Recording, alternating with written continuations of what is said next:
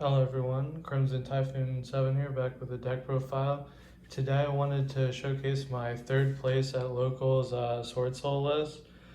Um, I went 4-1 in Swiss and there was just no top cut, but it did a really good job and I just wanted to show it off.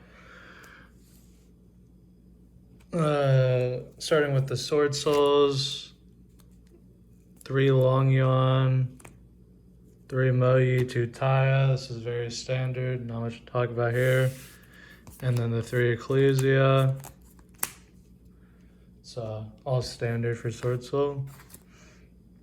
For the Tenyi package, I played 3 Ashuna, 2 Adhara, 2 Vishuddha, 1 Shitana, and I actually played Mapura. So I wanted a heavier Tenyi package just because I wanted to play the game as much as possible. And I wanted multiple Tenyis that I could just activate, like, because seeing 2 of the same Tenyi is just completely useless for the most part. So I wanted to just include more I could play, and this one has a decent effect because people often target your tokens to try and stop your play. And if you have this in hand, it's basically a hand trap that can auto win you the game. It doesn't come up too often, and it's not the first one you really go for, but it can come up. I do want to note, without Danglong, Shana really just does not do a ton for you unless you're going second game 1 or just in general, because like, summoning a Tenyi from deck is nice, but it doesn't really do a ton unless you're trying to break a board, and I'm playing other cards just to get to whatever Tenyi I want. So it's like, I don't know how I feel about 3 of those cards because I bricked on 2 of it a lot. For the hand traps, 3 Ash, 3 Imperm, that's Blackout, 3 Imperm, 1 Veiler, 1 Ghost Ogre. This can be the second Veiler if you want it to be. I just want to play 8 hand traps. This card, I am allergic to Runic Fountain and other dumb cards like that, so this card just helps me win against things like that. It wasn't the worst thing in the world, I liked having it. But I definitely play 3 Ash, 3 Imperm, and then pick a few other hand traps you like. I'm on 8. It worked out pretty well. For the Sword Soul spells and traps, obviously the 3 Emergence and the Blackout. I'm very iffy on if you should side this card out going second, because a lot of the times you can break the board but not kill them, so you want like a card to play on turn 3 and just completely shut them out of the game. So sometimes I bricked on it going second, and then sometimes I sided out and really needed it, but it's a really good card. I played 3 Vassal for the Dragon Cycle instead of like 2 or 1. I think this card's insane. It's a +1 if you already saw another Tenyi or resolved anything to get a token on the board. Sometimes I kind of just rather would see 2 of this and brick on 1 of it than see none of it. I don't really know. This card just insane. I don't really regret it. I didn't see 2 of it at once too many times, and when I saw it, it was just insane. I love this card. For cards I don't like as much, but you need to play, 2 Heavenly Dragon Circle. I used it to dodge Imperm once, and that was neat. Never really used the Affecting Grave to get a Tenyi, so I always side one of these out, and I put this down to 2 in siding, and it works pretty well for me. But Heavenly Dragon Circle is like kind of whatever, but you need to play it. For the last 3 cards, 2 Pot of Desires is the best card in your deck, and 1 Called by the Grave. 40 card deck. I was really happy with all of it. There's another card you can just side out going second just because you want as many board breakers as possible. I resolved 2 of this once, and my Changing was like 55, so that was neat. But yeah, this card's insane. 40 card main deck. I tried Danglong, and the worst part about it is bricking on the Yang Zing pieces, which makes the game unplayable. I feel like this format, you can't have dead cards in your hand, and having 9 pillars and 2 bricks with Bien and Chiwen is just so unplayable a lot of the time. If you really want to run Danglong, I would just run Danglong and the 9 pillars, so you only have 1 brick, and then like 9 pillars isn't even the worst because you can just like tribute off of Baxi or something if you really need to and can get the Danglong. But I'm just very cold on Danglong after trying it for a few weeks.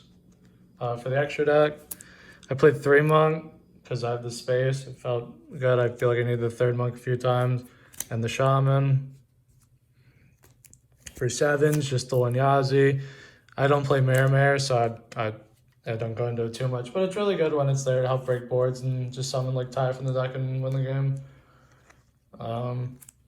2 Chicha, this card's insane. I don't really know what else to say. Just a negate plus a blackout is just so good.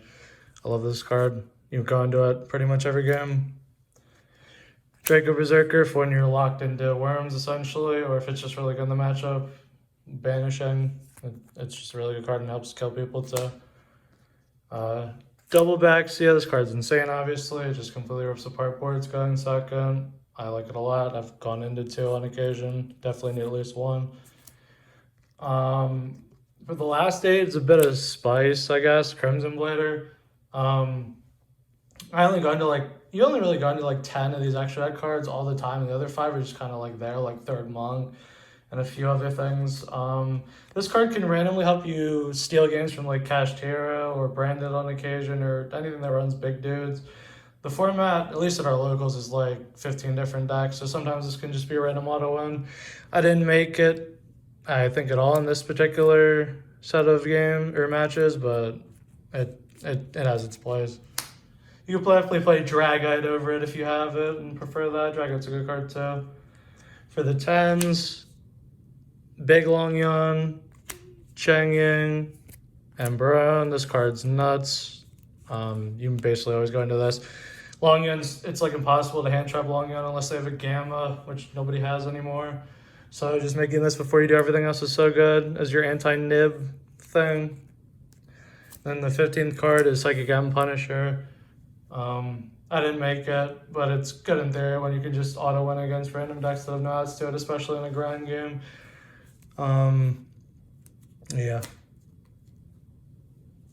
I don't know if I really changed anything about the extra. Just not a Danglong fan, so I kind of just cut it and moved on. Just have all this extra space. All you really need are like the Yang Zing's ones, Chi Chao, and all the Tenyi ones, and then you can just kind of figure it out from there. And Baron. Side deck is basically what your locals is or whatever event you're going to. Pankratops is really good. I liked him a lot. Double Yugioh, just nice to break apart boards a little bit. If they have one big threat and everything else, you can just Gamma Steal and then like evenly match them or something. Spells. Double Cosmic. I like Cosmic a lot because it triggers stuff like Changing and stuff like that. And it's just an immediate answer if you need something. I also hate Runic Fountain. I hate Runic Fountain and back row decks. And then Regeki. Nobody at my locals, as far as I could tell, is playing something with Ibli. If people are playing stuff with Ibli, just play Dark Holes instead. D-Barrier, very good card. I like it a lot. If you have the card, you could definitely consider Gravity Collapse instead. It uses a bigger amount of resources by just tributing one of your Synchro monsters, but it stops every type of summoning instead of just picking one, so you could probably just run Gravity Collapse over these if you have that card. 3 Anti-Spell. It's one of the best cards in the game. This is an auto win a lot of the time against certain matchups, especially with like Talents, Lightning Storms, Feather Duster. Like it just cleans house on occasion. And then the last 3, this card's like the best card in the side deck in this format. If they're not playing 4 Negate Turbo, this card's just insane. I like this card a lot. It's really good. My matchups were 1 against Trap Tricks, 1 against Super Heavy Sword Soul, 1 against Runic, Live Twin Sprite. That deck is pretty insane, but somehow I got through the board.